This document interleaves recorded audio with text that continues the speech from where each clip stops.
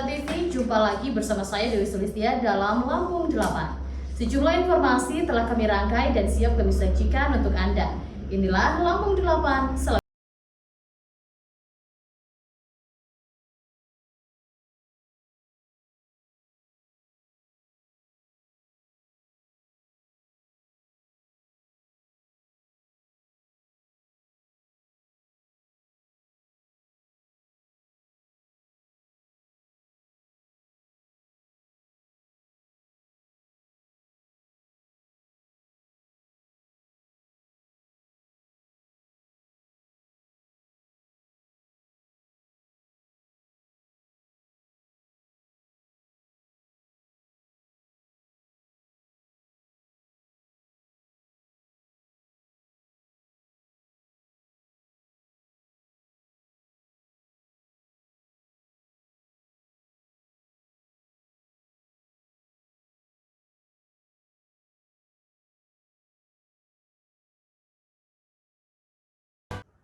Selanjutnya pemirsa, pemerintah Provinsi Lampung kembali menorehkan prestasi nasional dengan meraih predikat kualitas tertinggi dalam penilaian maladministrasi pelayanan publik tahun 2025 dari Ombudsman Republik Indonesia.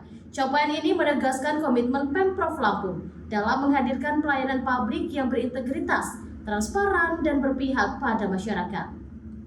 Penghargaan predikat kualitas tertinggi dalam penilaian maladministrasi pelayanan publik tahun 2025 dari Ombudsman Republik Indonesia diterima langsung oleh Wakil Gubernur Lampung, Jihanur Lela, didampingi Sekretaris Daerah Provinsi Lampung, Dr. Marindo Kurniawan di Kantor Ombudsman RI, Jakarta pada Kamis 29 Januari 2026.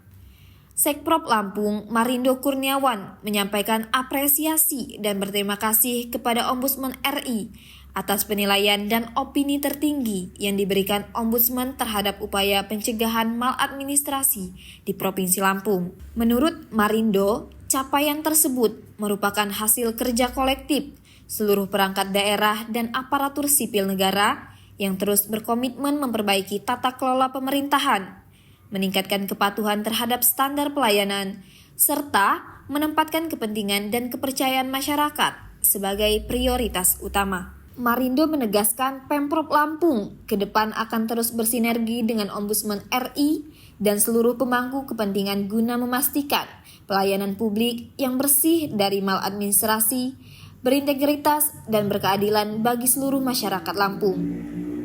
Sejak tahun 2025, penilaian kepatuhan penyelenggaraan pelayanan publik yang telah dilaksanakan sejak 2013 resmi bertransformasi menjadi penilaian maladministrasi penyelenggaraan pelayanan publik dengan hasil akhir berupa opini Ombudsman RI yang diberikan kepada kementerian, lembaga, dan pemerintah daerah.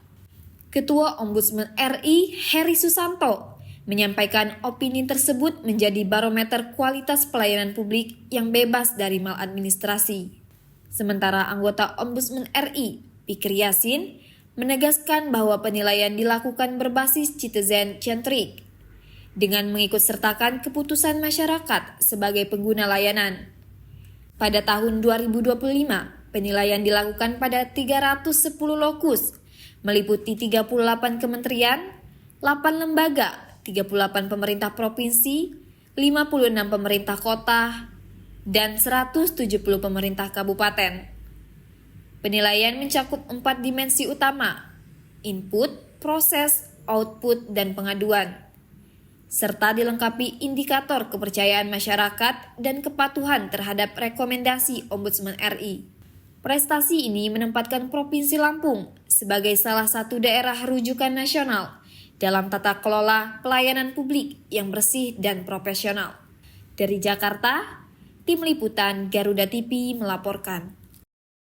Ya, selanjutnya pemirsa, Gubernur Lampung Rahmat Mirzani Chausap mengaku mendapat kehormatan dan tersanjung atas kunjungan Ketua Mahkamah Agung, Profesor Dr. Sundarto, yang diterimanya di Guest House Mahan Agung pada Rabu malam 28 Januari 2026. Sementara dalam suasana penuh keakraban, Ketua MA juga mengungkapkan kedekatan emosionalnya dengan Lampung. Profesor Sundarto mengaku memiliki kesan mendalam terhadap Lampung, termasuk makanan khasnya, pindang, seruit, dan tempoyak. Saat menyambut kunjungan Ketua Mahkamah Agung Republik Indonesia Profesor Dr. Sunarto dalam acara ramah tamah di Guest House Mahan Agung pada Rabu malam 28 Januari 2026. Gubernur Mirza menyampaikan apresiasi dan rasa bangga atas kunjungan pimpinan tertinggi lembaga yudikatif tersebut beserta jajaran. Menurut Mirza, kehadiran Ketua MARI menjadi kehormatan sekaligus energi positif bagi pemerintah Provinsi Lampung dan masyarakat. Pada kesempatan itu, Gubernur Mirza juga memaparkan arah pembangunan strategis Provinsi Lampung, khususnya revitalisasi kawasan Kota Baru yang sempat terbengkalai selama sekitar 14 tahun. Kawasan tersebut kini diarahkan menjadi pusat pengembangan sumber daya manusia berbasis pendidikan. Sejalan dengan tujuan Presiden untuk mendorong pembangunan kualitas SDM di setiap daerah. Tahun ini akan ada beberapa kampus yang memulai membangun sekaligus infrastruktur pendukungnya. Menutup sambutannya, Gubernur Mirza menekankan bahwa sinergi antara pemerintah daerah dan lembaga peradilan di Lampung selama ini terjalin sangat baik. Hubungan pemerintah Provinsi Lampung dengan Pengadilan Tinggi Agama disebutnya harmonis, solid, dan kolaboratif. Ketua MA Profesor Dr. Sunarto menegaskan bahwa kolaborasi antara eksekutif, legislatif, dan yudikatif merupakan perwujudan nyata dari tujuan bernegara sebagaimana diamanatkan dalam pembukaan Undang-Undang Dasar 1945. Menurutnya, sejatinya semua lembaga negara memiliki tujuan yang sama, yakni melindungi segenap bangsa, memajukan kesejahteraan umum, mencerdaskan kehidupan bangsa, dan menjaga perdamaian. Meski cara dan baju berbeda, namun dengan tujuan yang satu. Dalam suasana penuh keakraban, Ketua MA juga mengungkapkan kedekatan emosionalnya dengan Provinsi Lampung. Ia mengaku memiliki kesan mendalam terhadap Lampung, termasuk kekayaan kuliner khas daerah. Ketua MA mengaku sangat terkesan dengan makanan khas Lampung seperti pindang, seruit, dan tempoyak yang disebutnya makanan khas luar biasa. Acara ramah tamah tersebut menjadi simbol penguatan hubungan kelembagaan sekaligus komitmen bersama dalam mendukung pembangunan daerah yang berkelanjutan dan berkeadilan. Dari Bandar Lampung, Tim Liputan Garuda TV melaporkan.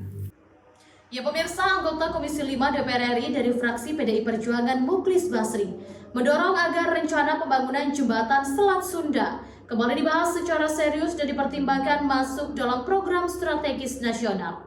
Mukhlis Basri menilai proyek tersebut sangat strategis untuk memperkuat konektivitas Pulau Jawa dan Sumatera.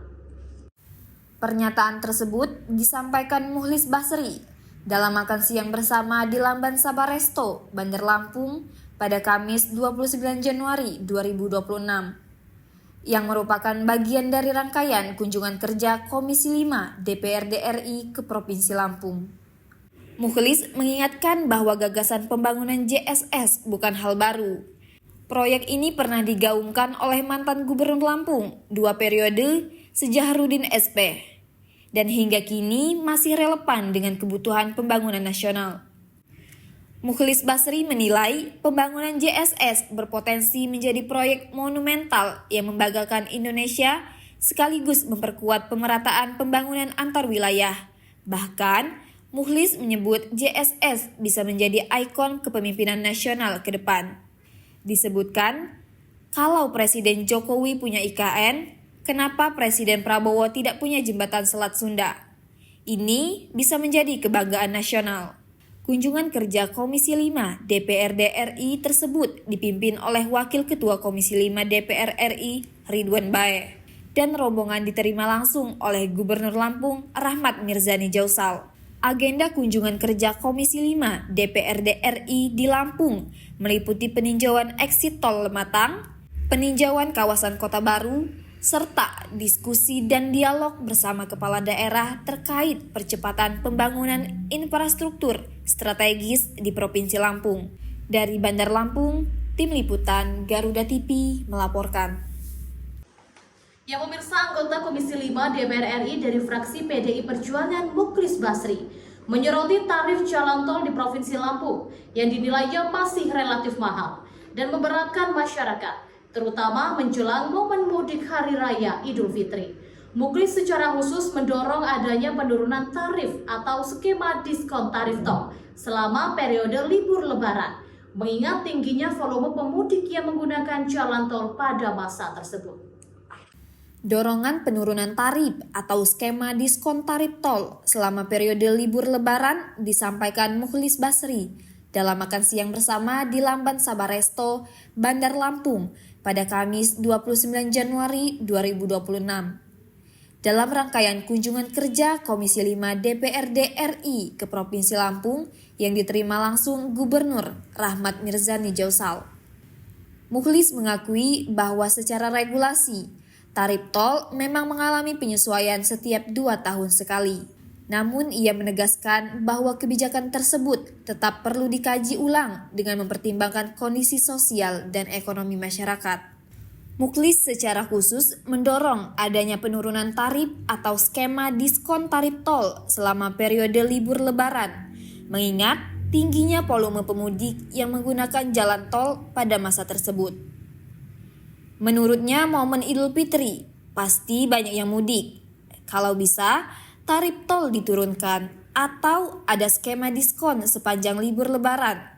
Ini bentuk keberpihakan kepada masyarakat. Mukhlis Basri juga menyoroti rencana pembangunan jalan tol Lematang Panjang agar tidak dilakukan secara tergesa-gesa tanpa menyelesaikan persoalan mendasar, terutama pembebasan lahan. Mukhlis mengingatkan pembangunan infrastruktur strategis harus mengedepankan keadilan dan kepastian hukum bagi masyarakat. Ia menilai masih banyak proyek tol di Indonesia yang menyisakan persoalan serius akibat pembebasan lahan yang belum tuntas. Meski demikian, Mukhlis menegaskan bahwa pihaknya sangat mendukung pembangunan tol Lematang Panjang.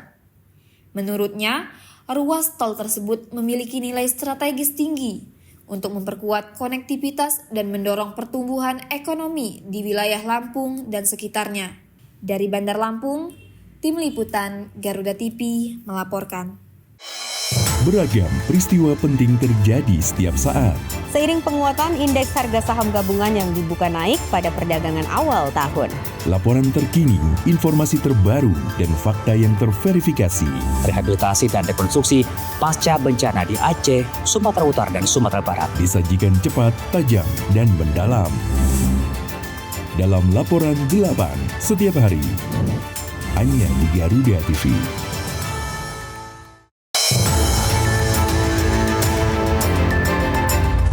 Yang pertama dan paling hangat, informasi yang menemani Anda memulai ragam aktivitas. Dan alhamdulillah sekarang sudah bisa kita lepas. Besok pagi akan dilakukan pemeriksaan medis. Jadikan pagi Anda lebih berarti dengan kabar terkini. Laporan 8 pagi. Setiap hari pukul 6 pagi. Hanya di Garuda TV. Kini saatnya update di tengah aktivitas Anda. Jutaan 100 kg sabu jaringan Asia Tenggara. Tak menghambat berjalannya sejumlah program prioritas yang tertuang dalam Asta Cita. Berita terhangat, analisis singkat, dan perkembangan terpenting siang ini. Laporan 8 siang, setiap hari pukul 12 siang. Hanya di Garuda TV. Sepanjang hari, Indonesia dipenuhi beragam peristiwa, dari isu nasional hingga dinamika internasional. Tim SAR gabungan berharap korban segera ditemukan dan dievakuasi dalam kondisi terbaik. Kami hadirkan informasi terkini, akurat, dan terpercaya dalam rangkuman berita malam hari Anda. Laporan 8 malam, setiap hari pukul 10 malam. Hanya di Garuda TV. Ya, selanjutnya pemirsa, Gubernur Lampung Rahmat Mirzani Jausal mengapresiasi kunjungan kerja spesifik Komisi 5 DPR RI ke eksit tol Lematang Tanjung Bintang pada Kamis 29 Januari 2026. Kegiatan dilanjutkan dengan diskusi dan pemaparan di Laman Sabah Resto Bandar Lampung. Gubernur Mirza menilai kunjungan ini menjadi momentum penting untuk memperkuat sinergi antara pemerintah pusat dan pemerintah daerah dalam percepatan pembangunan infrastruktur strategis di Provinsi Lampung. Menurut Gubernur Mirza, kunjungan kerja spesifik Komisi 5 DPR RI sangat penting untuk memperkuat koordinasi antara pemerintah pusat dan daerah. Mirza menegaskan bahwa penguatan sektor infrastruktur dan transportasi memiliki peran strategis dalam meningkatkan konektivitas wilayah, mendorong pertumbuhan ekonomi, serta mempercepat peningkatan kesejahteraan masyarakat Lampung. Diterangkan Mirza, struktur ekonomi Provinsi Lampung hingga kini masih didominasi sektor pertanian dan perkebunan. Lampung juga merupakan salah satu sentra pangan nasional dengan kontribusi sekitar 70% produk singkong nasional, serta menjadi produsen utama kopi dan sejumlah komoditas pertanian lainnya. Mirza juga menyoroti pentingnya peningkatan konektivitas infrastruktur, mengingat Provinsi Lampung merupakan jalur utama distribusi komoditas pangan dan energi dari Sumatera bagian selatan. Tingginya volume angkutan barang termasuk batu bara dinilai berdampak pada kerusakan jalan dan pelambatan pertumbuhan ekonomi daerah. Kata Mirza, tingginya volume angkutan barang, terutama komoditas pertanian dan energi dari Sumatera bagian selatan, berdampak pada kondisi jalan di Provinsi Lampung. Karena itu peningkatan kualitas infrastruktur transportasi menjadi kebutuhan mendesak. Guna mendukung percepatan pembangunan, pemerintah Provinsi Lampung merencanakan pengembangan kawasan industri di sejumlah lokasi strategis. Pembangunan kota baru sebagai pusat pemerintahan dan pendidikan, serta penguatan konektivitas melalui pembangunan jalan tol yang terhubung langsung dengan pelabuhan. Optimalisasi jalur kereta api untuk angkutan barang dan pengembangan pelabuhan sebagai simpul logistik utama. Karena itu Mirza berharap dukungan penuh dari pemerintah pusat dan DPR RI, khususnya Komisi 5 dalam pembangunan sarana dan prasarana infrastruktur serta transportasi di Provinsi Lampung.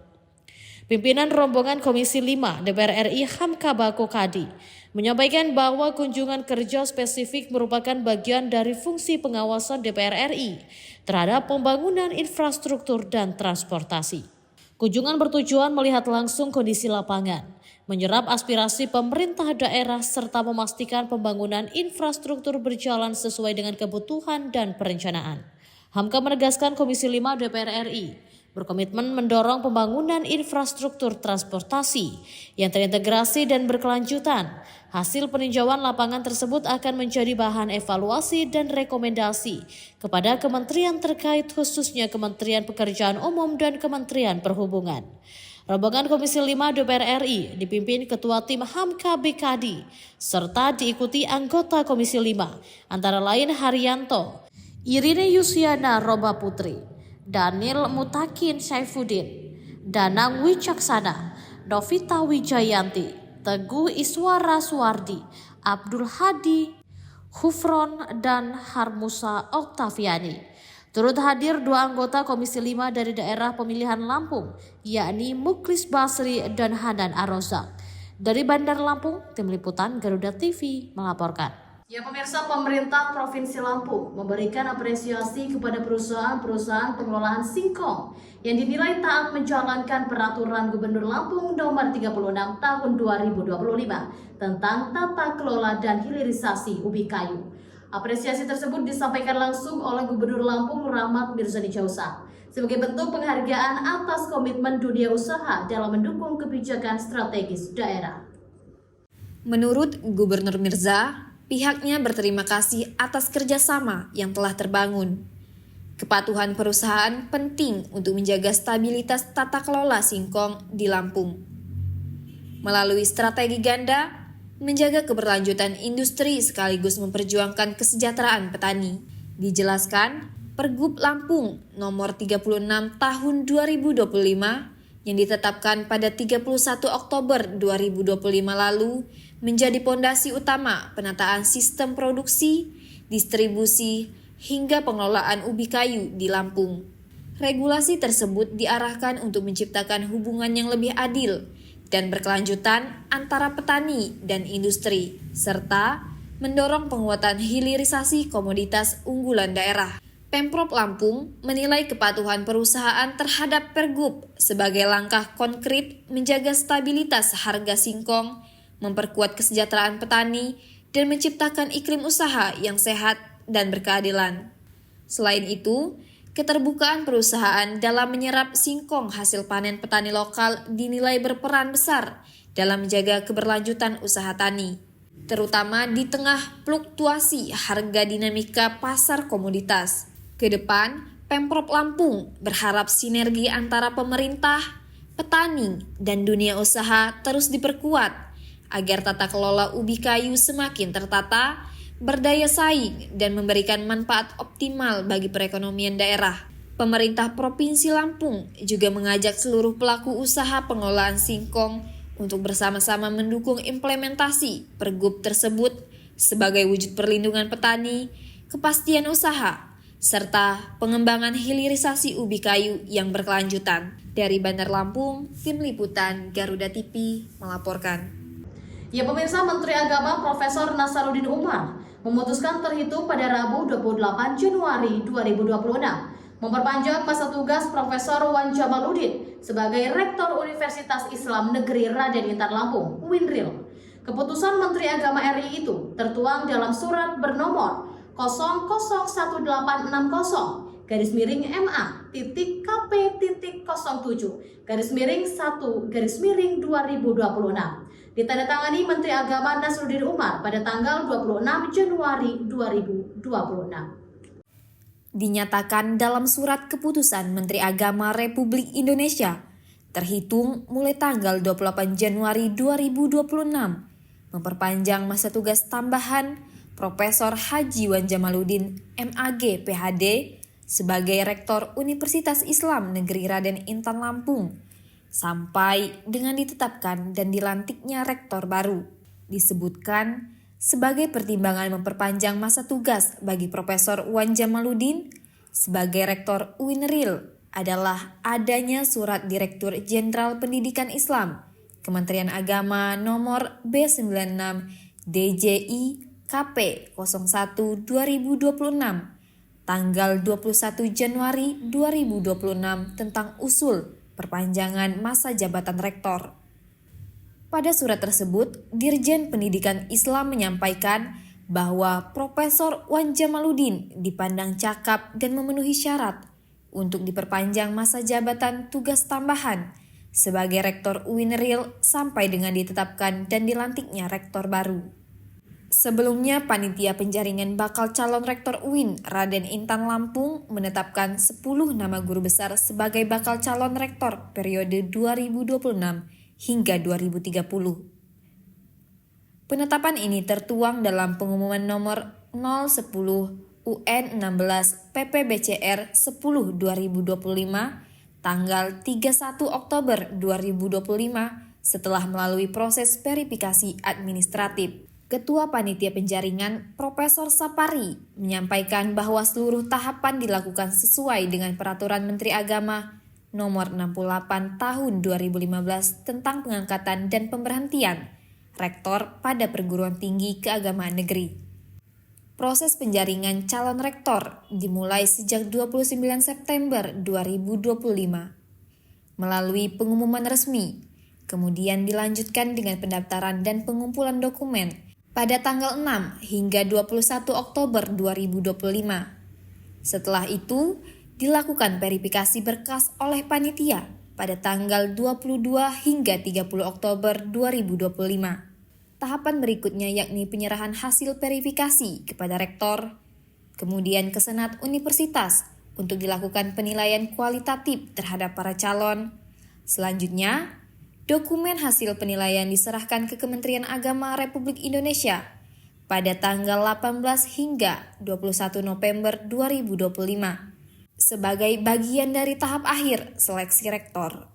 Ke-10 calon rektor UIN Raden Intan Lampung diantaranya yang pertama, Profesor Dr. Fitriyanti, Guru Besar Ilmu Komunikasi lulusan S3 Universitas Padjadjaran Bandung. Ketua Prodi S2 Pengembangan Masyarakat Islam Pasca Sarjana UINRIL. Yang kedua ada Profesor Dr. Sudarman, Guru Besar Ilmu Perbandingan Agama, lulusan S3 UIN Sunan Kalijaga Yogyakarta, Ketua Prodi S2 Filsafat Agama Pasca Sarjana UINRIL. Ketiga ada Profesor Syafrimen, PhD, Guru Besar Psikologi Pendidikan, lulusan Universitas Kebangsaan Malaysia, Sekretaris LP2M UINRIL. Keempat ada Profesor Dr. Ruslan Abdul Ghafur, Guru Besar Ekonomi Islam, lulusan S3 UIN Sunan Kalijaga Yogyakarta, Direktur Pasca Sarjana UINRIL. Yang kelima ada Profesor Wan Jamaluddin PhD, Guru Besar Sejarah Peradaban Islam, lulusan Saint Petersburg State University Rusia, Rektor UINRIL saat ini.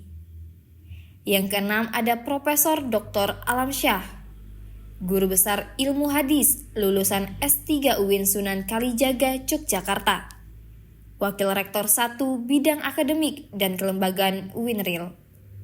Ketujuh ada Profesor Dr. Syarifuddin, Guru Besar Pemikiran Politik dan Peradaban Islam, lulusan S3 UIN Syarif Hidayatullah Jakarta, mantan Ketua Stan Juraisiwo Metro. Kedelapan ada Profesor Dr. Muhammad Muhassin, Guru Besar Bahasa Inggris, lulusan S3 Universitas Pajajaran, mantan Kaprodi PBI FTK UINRIL. Kesembilan ada Profesor Dr. Siti Nurjanah, Guru Besar Hukum Keluarga Islam, lulusan S3 UIN Raden Intan Lampung, mantan Rektor IAIN Metro. Kesepuluh ada Profesor Dr. Suhairi, Guru Besar Hukum Islam, lulusan S3 UIN Wali Songo Semarang, Direktur Pasca Sarjana UIN Juraisiwo Lampung. Dari Bandar Lampung, Tim Liputan Garuda TV melaporkan.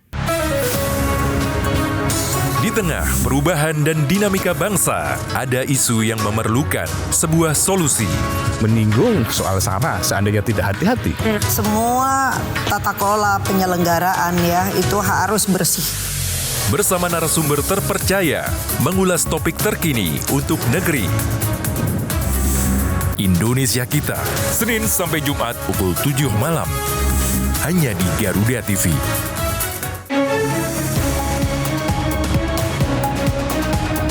Rangkaian informasi terkini dan mendalam, mengupas peran strategi dan peran penting para pengambil kebijakan. Orang yang bersih, orang yang tidak korup. Kuotanya sudah dinaikkan 15%. Menghadirkan fakta, bukan wacana.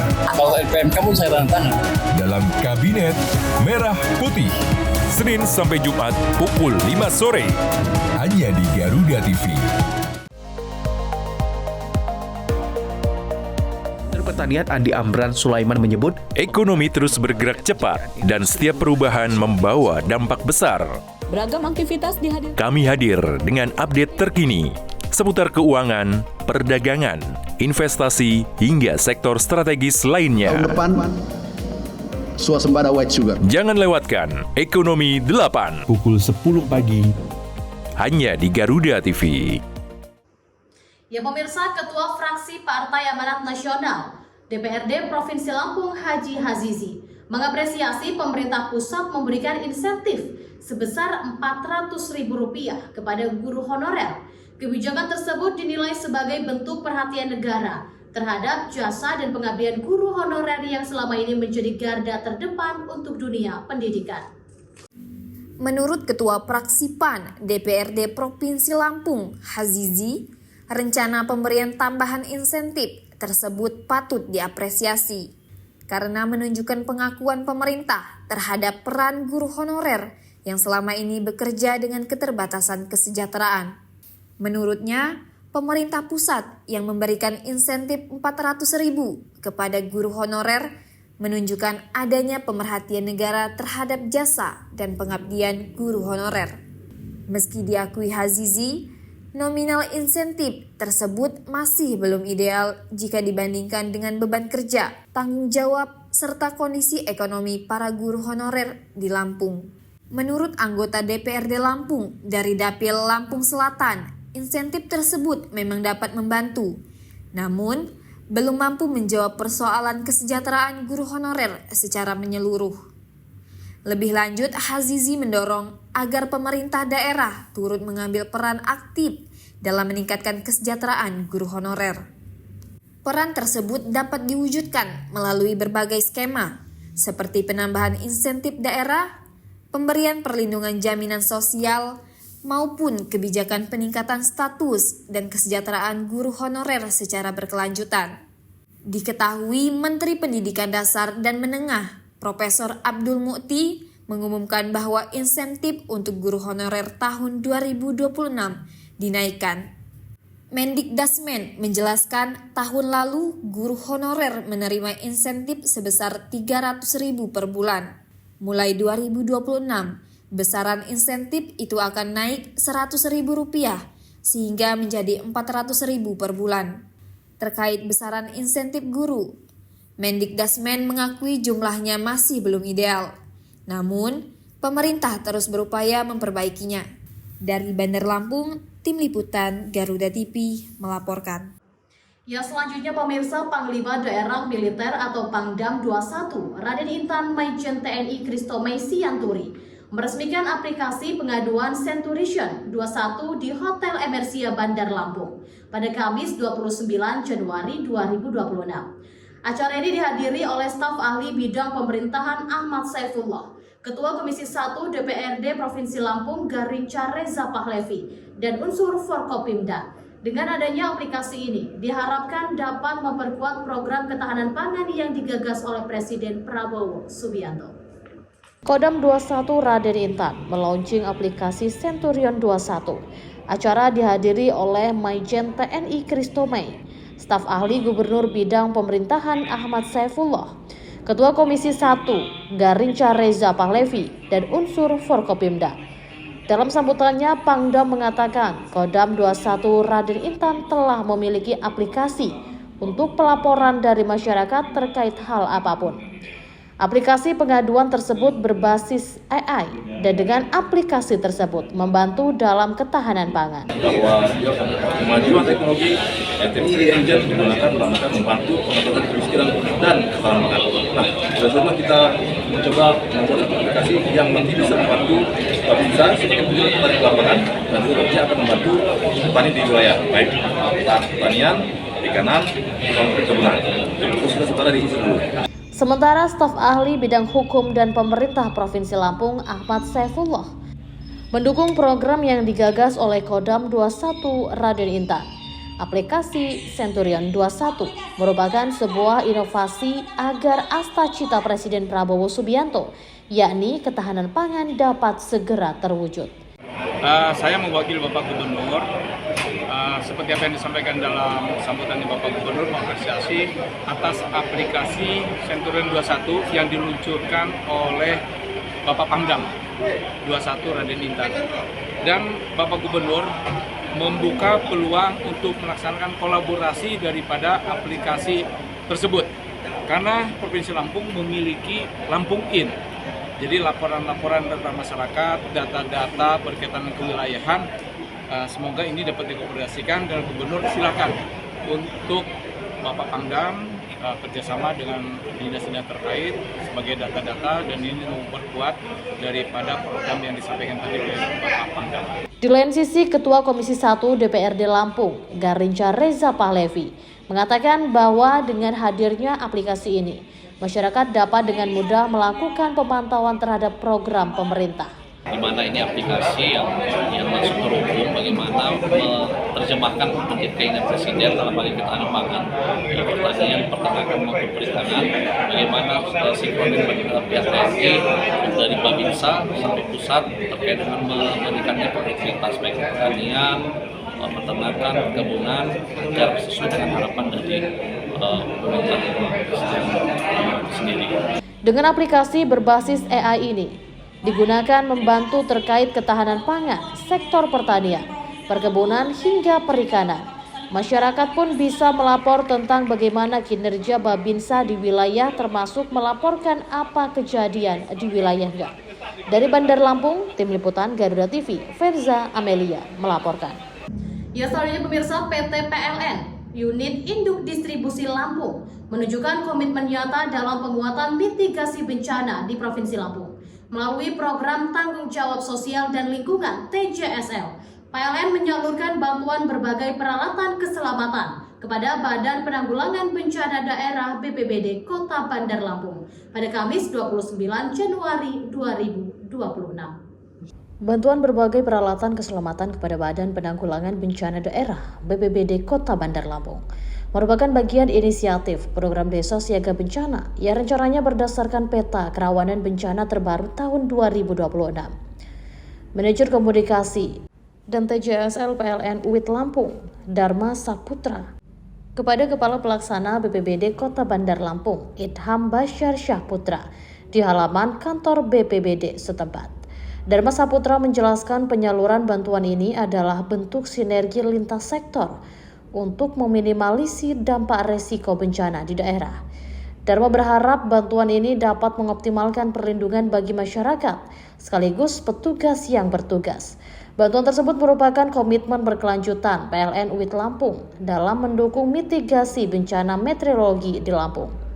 Melalui integrasi program TJSL dan Desa Siaga Bencana, pihaknya ingin memastikan respon penanganan di titik rawan dapat berlangsung secara cepat, tepat, dan yang terpenting aman bagi semua pihak.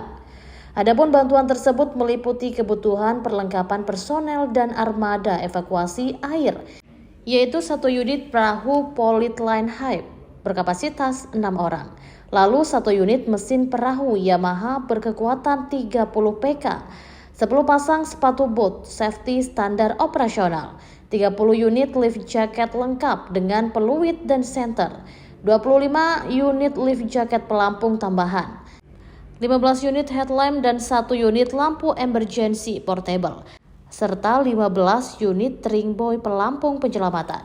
Seluruh peralatan tersebut telah disesuaikan dengan standar keselamatan kerja dan kebutuhan teknis BPBD dalam menghadapi cuaca ekstrim yang kerap melanda wilayah perkotaan di awal tahun 2026.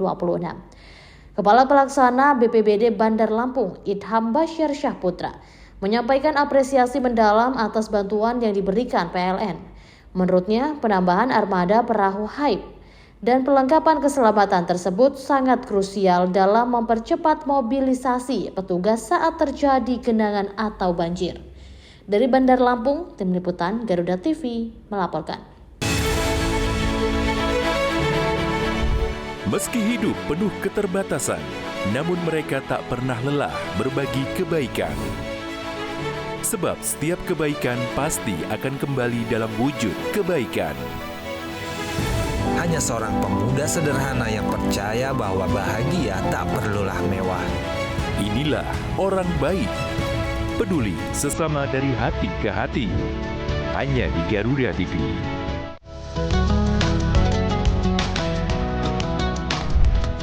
Melalui konsep dakwah santai dan edukatif, mengajak pemirsa memahami ajaran Islam melalui pendekatan ringan dan penuh kehangatan. Atau nanti dikabulkannya di akhirat, nggak dikabulkan di sini. Mengapa manusia tetap harus berdoa? Dari perspektif Islam untuk mempererat toleransi di Indonesia, Harmoni Indonesia. Hanya di Garuda TV.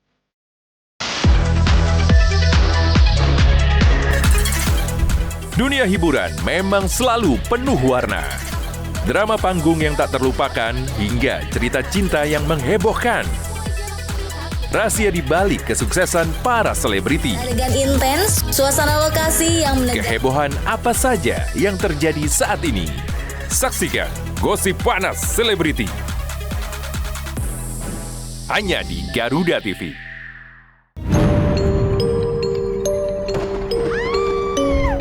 Setiap daerah punya daya tarik sendiri.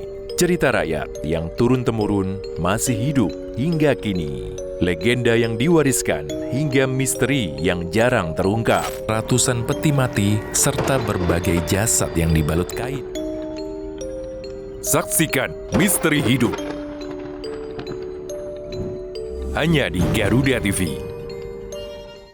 Ya, selanjutnya pemirsa, pemerintah Provinsi Lampung mengerahkan kebijakan pembangunan ekonomi ke depan dengan menjadikan hilirisasi komoditas pertanian sebagai daya tarik utama investasi di Lampung. Gubernur Lampung Rahmat Mirzani Jausal mengatakan Pengolahan komoditas pertanian dari bahan mentah menjadi produk bernilai tambah tinggi diyakini mampu memberikan dampak positif bagi pertumbuhan ekonomi daerah dan kesejahteraan masyarakat. Pemerintah Provinsi Lampung mengarahkan kebijakan pembangunan ekonomi ke depan dengan menjadikan hilirisasi komoditas pertanian sebagai daya tarik utama investasi di Lampung. Gubernur Lampung Rahmat Mirzani Jausal mengatakan, pengelolaan komoditas pertanian dari bahan mentah menjadi produk bernilai tambah tinggi diyakini mampu memberikan dampak positif bagi pertumbuhan ekonomi daerah dan kesejahteraan masyarakat. Mirza mengungkapkan Lampung mulai dilirik investor global, khususnya di sektor energi baru terbarukan. Salah satunya adalah Toyota, perusahaan otomotif asal Jepang, tengah melakukan survei terkait pengembangan bioetanol berbasis komoditas agro di Lampung. Menurut Mirza, hilirisasi berbasis komoditas pertanian merupakan bentuk investasi yang paling realistis dikembangkan di Provinsi Lampung. Mengingat ketersediaan bahan baku yang melimpah sepanjang tahun. Selain bioetanol, Pemprov Lampung juga menyoroti potensi singkong sebagai komoditas unggulan yang perlu dikembangkan melalui hilirisasi industri. Untuk mendukung hilirisasi singkong, Pemprov Lampung saat ini memfokuskan kebijakan pada peningkatan produktivitas petani. Dari Bandar Lampung, Tim Liputan Garuda TV melaporkan.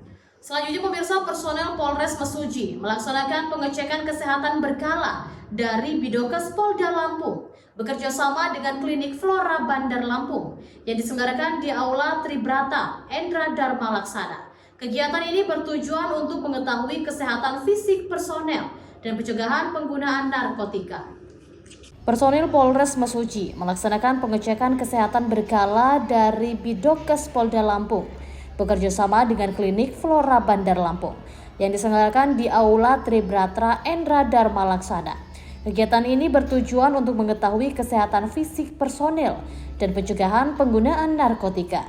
Kapolres Mesuji AKBP Muhammad Firdaus mengatakan, sebanyak 95 personil Polres Mesuji melaksanakan pengecekan kesehatan berkala dari jumlah kuota yang ditargetkan sebanyak 100 personil. Alhamdulillah hari ini dari total keseluruhan 100 personil yang sudah melaksanakan pemeriksaan kesehatan sebanyak 95 personil. Pemeriksaan kesehatan secara berkala ini terdiri dari tes EKG, treadmill, kemudian ronsen, ada juga tes mata, tes berat badan, tinggi badan, dan juga pemeriksaan darah dan juga urin. Dan ada beberapa item tes lagi. Diharapkan dalam pemeriksaan kesehatan secara berkala ini terhadap personel Polres Mesuji, kesehatannya dapat terjaga dengan baik, dapat terpantau, sehingga apabila ada tanda-tanda sakit dapat diantisipasi dengan cara perawatan atau pemberian tindakan medis lebih lanjut. Pengecekan kesehatan meliputi pengecekan EKG, treadmill, ronsen, tes mata, tinggi badan, berat badan, tensi darah, cek kesehatan jantung, pemeriksaan darah, serta pemeriksaan urin.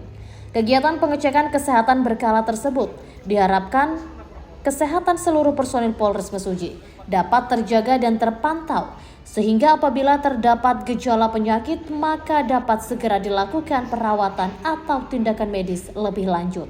Dari Mesuji, Tim Liputan Garuda TV, Akifullah melaporkan. Ya, selanjutnya pemirsa, pemerintah Provinsi Lampung memperoleh alokasi 381.150 dosis vaksin penyakit mulut dan kuku yang dilaksanakan dalam 2 periode vaksinasi sepanjang tahun 2026.